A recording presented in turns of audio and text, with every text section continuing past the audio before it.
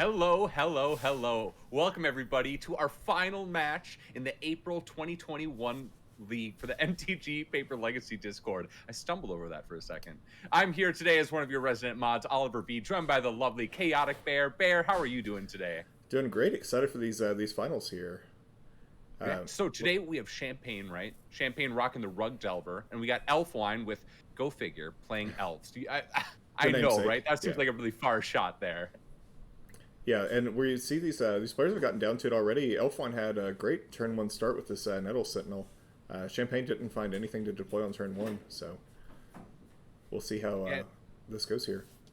and so Elfwine was able to start off on the play here. There was no actual dice roll just because Elfwine came in with the higher seed here. Both these players have played through the round of 16, the round of 8, the semifinals to get here today. But Elfwine still gets to just maintain the play just because of their higher seed going into all of this. Yeah, and we get to see how that affects players all through the league finals here, or all through the league playoffs. Sometimes metagame decisions made on whether you're a high seed or low seed there, if you expect to be on the play or draw a lot. But both players here, kind of in the middle. I think it was what 8 and 11 for seeds. Can we just talk about that amazing play there on Champagne's side, though? So with the Nettle Sentinel in play as the only creature, Elfwine puts the insect on the stack, right? The insect that's able to protect, and a Gaia's Cradle. Champagne goes to bolt to bolt the Nettle Sentinel in response. Elfwine decides not to go ahead and tap for mana, which then, as soon as that bolt resolves, that Gaia's Cradle can no longer produce mana, and Champagne is free to daze the insect, and there's no ability for Elfwine to actually produce mana and pay for it. That was mouth dropping for me. I'm not gonna lie. Yeah, that's a great play there. I mean, Elf One wanted to preserve the resources for later in the turn, but just got blown out by getting greedy there. Oh, absolutely. And so one of the hidden storylines that we have within this league final as well is that two of the players who were in this top 16, actually three, I believe, but two of them that were in the top eight, were in the invitational race going into our season two invitational or our season three invitational. I apologize. Then the big storyline with this is the two of them, Evil and Champagne, were neck and neck in the invitational race. Evil came in the third seed and Champagne just below him in fourth seed. And the way that it kind of worked out, Evil ended up losing in the quarterfinals. Champagne just winning, winning, winning. If Champagne wins this last match right here against Elfwine, Champagne is going to go above Evil in terms of the point totals, and is going to actually be able to lock in the third seed for this invitational. So kind of this minor storyline. There's a little bit extra on the line for Champagne right now. Yeah, and I know that a lot of times we have some jockeying for position near the end of our invitational season, but this is literally the last chance for players the last match in the last event for players to get points here, and it matters for Champagne, which is kind of cool to see. Yeah, it's not always that the last point is actually relevant for the race, right? This Yeah, is this is pretty fantastic for us content wise. yeah. But Champagne, it looks like both players here not finding a ton. Elf One that play earlier with the Sentinel, the symbiote, set him behind quite a bit here, but Champagne's still not finding anything to commit to the board. Yeah, still keeping these cantrips, right? These cantrips haven't been shuffled, the ponders that we've seen. Mm-hmm. So Champagne is finding enough action to decide not to shuffle them away, but is going to need to be able to get some boots on the ground, if you know what I mean, be able to start actual pressuring in. Because the great thing about Elves, right? We always talk about it being a combo deck, but really, in a lot of ways, it's this mid-range deck that's able to kind of set up these plays of just get eking out a little bit of value, swinging in with a 1/1, swinging in with another one, and just kind of play this long mid-range game and then eventually be able to overwhelm with value at the same time. So kind of being able to attack on like these dual axes, right? Yeah, I mean sometimes elves can win on turn two or turn three, and sometimes it just gets there on turn 10. Like those are, it has two speeds. It's okay. I'll draw 3 cards a turn as I keep just putting little 1/1 green dorks into play. It's fine. But we see that Tarmogoyf coming down. Champagne finally does establish a threat and goes ahead and wastelands the Gaia's Cradle. So Elfwine not going to be able to produce ridiculous amounts of mana anytime soon unless we can find the Heritage Druid and a few more elves, or we find an additional Cradle. Yeah, that cradle is super important for his game plan here. Getting to wasteland a Dryad Arbor always feels kind of nice, but cradle is really the heart of the deck. Just Oh, such that is such a busted card. Oh, absolutely. That is the best wasteland target possible in this matchup. Yeah. So Elfwine is looks like he's off the incidental chip damage plan here, but No Yes, follow. we are able to see Champagne's amount of cards in hand. Champagne with three, kind of one of the big perks of having our players mark their cards in hand with the dice. I do wonder how many cards Elfline is at this point. I believe both players kept 7 going into this, correct? Yeah, that sounds right. There's 5, 9. It can't be that many cards in hand with 9 total things on the graveyard and in play. Yeah, potentially just about 3 or 4 if I recall correctly. But we Okay. see, oh, see the Quirion Ranger coming down. This card really deceptively powerful from this deck for sure. I'm not going to lie, it took me quite a while to figure out just how dangerous that card can be in this deck when I was playing against it originally. Oh yeah, the this one and the Wirewood Symbiote. I just always have to like verify which one is which every time when I play against elves.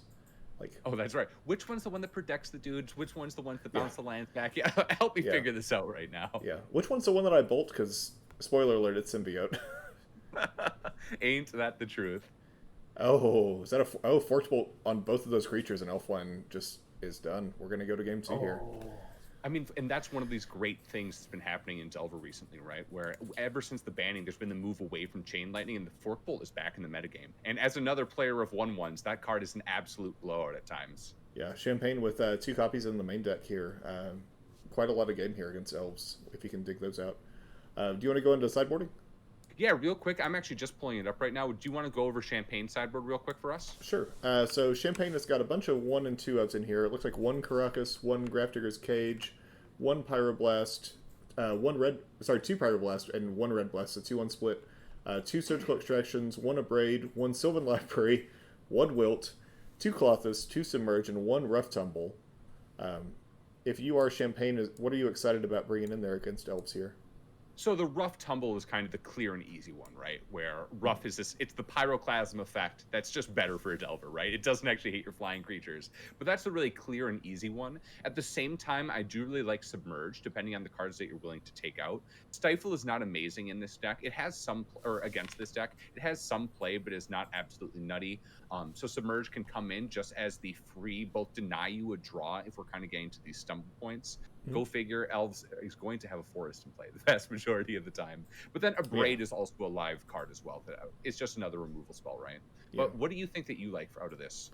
I think all of that makes sense. The Abrade feels important to me because you want every removal spell you can get against elves. If they can't assemble critical mass, then you just have all the time in the world to get there. I don't. If he can make sure Elfline stumbles, I don't mind Sylvan Library as a way to find more gas in this kind of matchup where you're sort of like dead all at once a lot of the time. The 4 damage early on doesn't, or the 4 life paid early on doesn't matter as much. I Um, mean, it is difficult, right? Especially with Elfine being on the play. yeah, You kind of assume Elfine is going to be the aggressor here, and that's just it. I mean, you take 4, and then all of a sudden, it's going to be far, far easier to just get clocked down, even by the Elf plan, right? Like, oh, I guess it doesn't matter as much against the Craterhoof Behemoth plan, but all of a sudden, the Allosaurus Shepherd kill becomes far more easy, right? Like, yeah. That's the problem is you have I to don't know. really keep their board clean like you did last game, and you can't count on that every game. Yeah, Uh, absolutely. Let's jump over to Elfwine's sideboard, actually, real quick. I'll go ahead and read this one off. okay. We got 4 Thoughtseize, 2 Abrupt Decays, 2 Assassin's Trophies, 1 Collector Oof, 4 Leyline of the Void, 1 Archon of Valor's Reach, an absolute blowout of a card. I love this thing so much. And 1 Progenitus. Big question here, I guess. Do you think we're going to be seeing the Progenitus and or the Archon coming in as natural order targets in this matchup? I personally like them both. Progenitus is just such a good way to close out a game that Champagne has, as far as I understand, no way to deal with. So if that hits the board, you just Oh, win. no. Whereas sometimes, just a turn 3 Crater Hoof won't be enough if your board isn't big enough. Archon of Valor's Reach I also love, just because so much of Champagne's removal is instant based, and so much of his action is instant based. I wouldn't mind bringing that in either. Yeah. The rest of that, the Thought Seizes, Decays, and Trophies, I don't. It doesn't seem like there's any like problematic permanent out of Champagne's board that isn't just a creature. Do you want those Yeah. for any reason? I don't think you want to be bringing in the Thought Seizes in this matchup. I do like bringing in the Decays. It basically just being an unconditional removal spell. Of course, it doesn't actually deal with the. I'm so sorry. I always forget that Champagne doesn't have a true name nemesis in this list for this league finals here. So Yeah. you don't have to worry about that, of course. But I do kind of like bringing in the Decays. There's this weird tension within Elves, right, where we get into a lot of matchups with elves where you're like, oh, I technically have what 7, 8 cards I could bring in this matchup that technically might have play. But when you start taking out so many of your critical mass of elves, it just makes it so you're unable to present an aggressive clock or do the turn 3 combo plan, right? Yeah. And of course, we didn't really mention this. This is Nettle Sentinel Elves. This is not the Elvish Reclaimer version. So you really are trying to go off hard on turn 3 or turn 4 in this matchup, or play that value game. Really lock in one of the two. And if you just bring in like 7 or 8 cards, you just kind of stymie your own ability to go off to institute both of your plans, right? Yeah. So for me, really, I do agree with you. I like bringing in the two big cards, probably taking one Crater Hoof. Rex Sage can come out as well. One of the great things about this sort of format is that the players have open deck lists. They knew what they were coming into it today and able to consult it in sideboards. So the Rex Sage feels like a clear takeout as well. But yeah, the two big guys, the Archon, the Progendus, and the two Abrupt Decays are what I'm liking here for this matchup. Yeah, and we'll, like you mentioned with the deck lists, that means whenever we are sideboarding as well, players can refer to those deck lists. They can make any plans ahead of time they want for sideboarding as well, and so that we're not going to see any last minute decisions here without full information. That is true in theory, although I will tell you, I've absolutely made some last minute decisions when I technically had time ahead to plan. You know what I mean? Like, just didn't actually spend the time I should have to think beforehand. It was in the last minute going, oh, what is my plan here? I'm unfortunately I'm exactly the same way. Even at like a big tournament, I don't write myself a sideboard guide. I'm like, I'll figure it out. Yeah. We didn't really talk about it at all in this. One of the interesting things with Elves now that has Allosaur Shepherd is previously Force of Will was this amazing card against them, right? You said, oh, I'm just gonna I'll slow them down a little bit. I'll Force of Will the natural order, and it's okay. We'll stop them from going hard. But all of a sudden, Allosaur Shepherd, you're just like, it's like playing against goblins all of a sudden with the caverns, right? All of a sudden, it isn't this amazing card. So we didn't really talk about the cards that Champagne could take out besides the Stifles potentially, but those dazes, especially when you're on the draw against Elves, feel real bad. I would not be surprised at all if Champagne elected to take out some of those dazes, or potentially even the Force negation. I do think you keep the Force in more than likely over days. But yeah, we'll have to see the way this works out. Yeah, we didn't get to see guys Cradle tap for 7 last game like it does sometimes, but you're right, Daze is not at its strongest in this particular matchup here. Oh, definitely not. And we're seeing one of the reasons why it's not that great. We're seeing Heritage Druid come down right now, one of the massive mana producers. Turns out you don't always need Gaia's Cradle when all of your elves are able to work together to have a Llanowar Elves impression. Oh yeah, if we can, and we see it get bolted. Champagne clearly respects it there.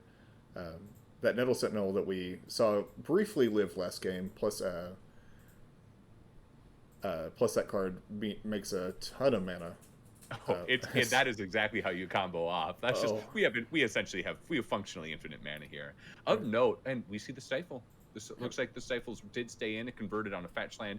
One of really the main targets that you're able to get in this matchup, besides maybe a Heritage Druid activation. But of note, Champagne really having the removal to start this game out, which is exactly what he wants if he doesn't establish the early threat, right? Yeah.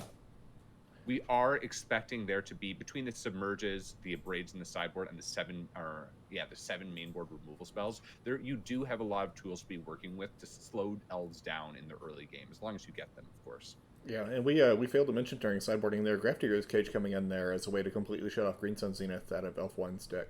Oh, I totally missed that even being in the list. That's absolutely on me. Yeah, turns out Natural Order and Green Sun Zenith no longer work. Yep, and we see an attempted glimpse over there on Elfwine's side. Looks like that's resolving. Not a ton of gas for this glimpse, so this may just be a draw a couple cards. Well, this Birchthor Ranger is pretty fantastic. This was kind of the exact card that you wanted. With missing that land drop, you only were going to be able to produce one more elf, so the Heritage Druid wasn't going to be able to come on.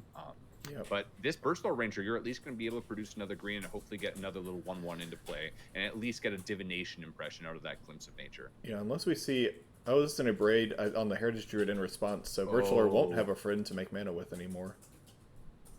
Yep, looks like that was the Glimpse was just a functional cantrip. Yep. Of course, also with this open information, we might have missed it, but I imagine Elfwine did take note of the Grafdigger's Cage that we failed to account for. So that's even more reason to bring in the Abrupt Decays as potential answers, right? Exactly. Also, I'm sorry, go ahead. Oh, no, I was going to say, I didn't see any permanent-based hate pieces in the sideboard, but for the Abrupt Decays, but of course now we do with the Grafdigger's Cage. And a hard cast force negation on the second glimpse. Oh, Champagne is tearing apart Elfwine's resources at this point. I believe Elfwine has 2 cards in hand with an onboard Birdstar Ranger. All Champagne really needs to do at this point, if we can. All right, well, never mind. That is kind of the start of what Elfwine needed. But if Champagne can just establish a threat, Champagne feels to be in a very dominant position at the moment. Yep, I think Champagne also hellbent here as well with this Delver going and committing land 4 to the board. Oh, that's so true. If that will flip, then we've got at least got a race going, because like you said, Elfwine only has a couple cards in hand. Playing a Quirion Ranger here, untap that Nettle Sentinel. It's a cute little combo there with Heritage Druid. Yeah, 1 card in hand for Elfwine here. Champagne looking at this card on top, not sure what we're doing with it. He has a fetch land there, so he can flip it if he wants, but gonna draw the Tarmogoyf. That seems correct. Yeah. Your Delver isn't going to get to flip anyway. This is, let's see, creature, land, instant. I'm not sure if we saw sorcery quite yet. I don't recall if Champagne is. Oh, of course, there's a glimpse in Elfwine's graveyard. The first glimpse was it did fully resolve. This is at least a 4/5, and this Delver is going to be flipping. Ooh, this is a scary place to be. Yep, and he's going to crack that Missy. He doesn't want to force a will without a blue card to go with it. Looks like he's going to try to dig for something that actually impacts the board this turn. I absolutely can respect that, right? Yeah. You also the thing of the one reason you might want to take that force of will is just so you can get another blue card in a land and protect against a natural order being drawn off the top. However, you can't do that this turn, and you have the Grafdigger's Cage already, right? Mm-hmm. Exactly. The force of will is nice insurance, but Elfwine can work around 1 counterspell. Like you said, there's almost certainly 4 copies of Alistair Shepherd in the deck. Yeah, he has the full 4 in there. Oh yeah, and those are staying in. Those cards are fairly amazing. Yes, absolutely. Though no reason to get rid of those. That card is insane for Elves. It protects everything and gives you backup win. Not even backup win con all the time. Sometimes it's just win con. It's actually amazing. As an Infect player, I always like to say that the Elves matchup turned from a 60-40 matchup in my favor to a 40-60 just with the printing of Alistair Shepherd. It's just, I can't play the control role consistently anymore. Again, like I was saying earlier, I can't force a will that natural order consistently. Yeah, having it be on all of your green spells like that is just so gross. I'm sorry, go ahead, yeah. Oh, no, just complaining about the presence of Alistair Shepherd in the format. Of note, big thanks to our stream tech who recorded this, Chaotic Bear, going ahead and making sure that we had a 4/5 on this Goyf to make sure that the commentators would know later on. Big thanks to Chaotic Bear, wherever you are right now. Yeah, shout out to that guy. Also, of note, as I was going to say, really heads up play by Champagne, resisting the urge to attack in with the Tarmogoyf as well here. Champagne, of course, all the way down at 13 already, and facing back the threat of 5 being cracked back, right? This fetch land could convert into a Dryad Arbor in theory. So deciding to hold back and just starting to chip away with the Insectile Aberration. Yeah, I think with Elf1 this far down on resources, he kind of has he has the time to sit back like this, I think. Tarmogoyf could also be a good blocker in case some random big creature comes down that turn. 5 toughness saves you quite a bit of trample damage. Oh, this Brainstorm is a really fantastic rip off the top for Champagne. Yeah. Because, I mean, almost anything he draws at this point is pretty good. If he draws Lightning Bolt, that's great. If he draws a counterspell he can play, that's great. If he finds another threat, that's great. Yeah. I mean, this is just kind of the beauty of late game Brainstorms against non-Brainstorms decks, right? It's just this amazing top deck, especially when you're sandbagging another card in hand. It can turn into force and blue card to pitch. It can turn into removal spell and threat. And there's quite a number of really good threats in this deck for him to be able to draw into that also function as like a slowdown removal spell, right? We have the 2 Brazen Borrowers and the Bone Crusher Giant that can kind of get you really easy 2-for-1s as well in this situation. Yeah, finding his whale would also be pretty sweet to get that forked bolt, or I don't remember if there's any lightning bolts in there, but he's got some spells that would be fun to get back to. Oh, don't get me started on that whale. That whale is absolutely amazing. We have seen that whale completely come into its own in this post-ban metagame, right? Where just all of a sudden it's showing up, and it's this thing where it's like, well, that needs to be removed on the spot because it's attacking and doing better than just drawing a card, right? Yeah. It's card selection. It's essentially a demonic tutor of all the cards that you have previously played. It's like, do I want a Brainstorm? Do I want a Lightning Bolt? I don't know. I'm going to get to choose. in a certain way, its attacks are almost better than a Dreadhorde Arcanist attacks, right? So of course harder to set up, right? It's a little more easy to blow out, but it can be absolutely snowbally in a lot of these matchups. Yeah, definitely. I mean, and like you mentioned, it has the ability to even get back counter spells out of there that you can save for later. It can get back more expensive spells. The ability to actually time it. You know, not getting to cast a 1 mana spell for free.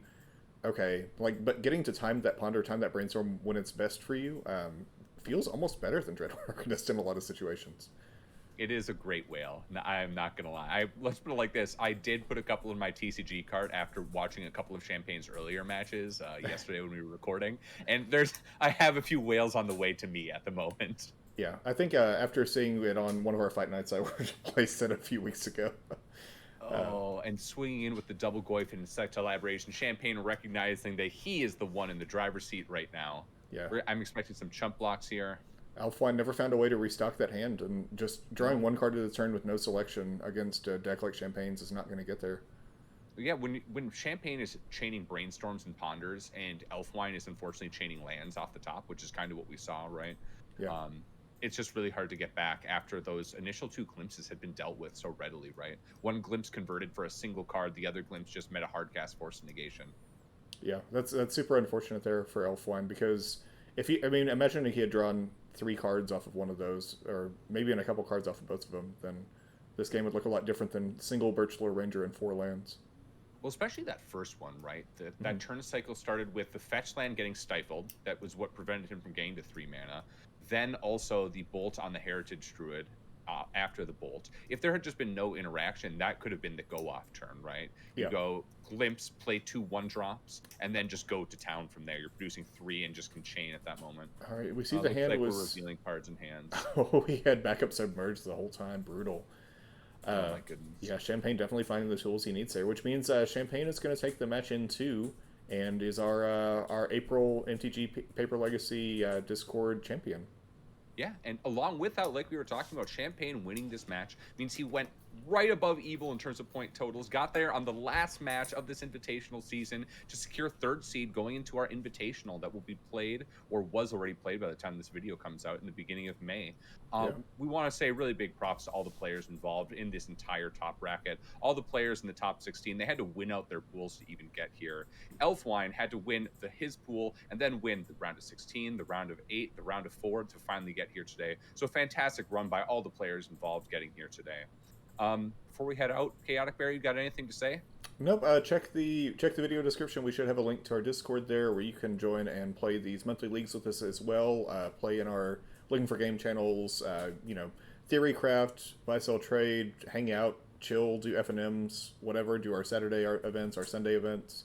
We got a lot going on over there. So click on that link and take a look. Definitely. From everyone here at the MTG Paper Legacy Discord, we hope to have you in our channels, coming and hanging out with us. And as always, let us be your local meta. Okay, we'll see you all next time.